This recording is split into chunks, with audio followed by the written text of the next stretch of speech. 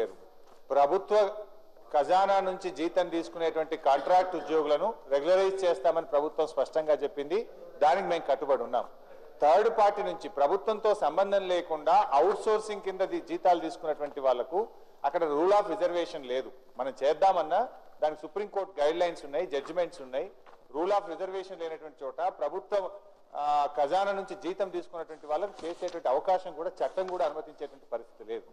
ఇప్పుడు మనం ఈవెన్ ఈ కాంట్రాక్ట్ ఉద్యోగులను చేసేటువంటి విషయంలో కూడా రూల్ ఆఫ్ రిజర్వేషన్ ను మన రిక్రూట్మెంట్ ప్రొసీజర్స్ అన్ని కూడా చూసి చేయాల్సి ఉంటుంది. ప్రభుత్వం ఇచ్చిన మాటకు తప్పకుండా కట్టుబడి ఉన్నది.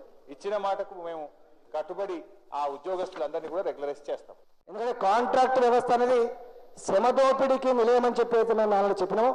దానికి కట్టుబడి ఇప్పటికే దాదాపుగా 25,000 పైచిలకు కాంట్రాక్ట్ ఉద్యోగులు ఉన్నారని ప్రాథమిక సమాచారాన్ని బట్టి ఇప్పటికే మా దగ్గరికి వచ్చింది. కాబట్టి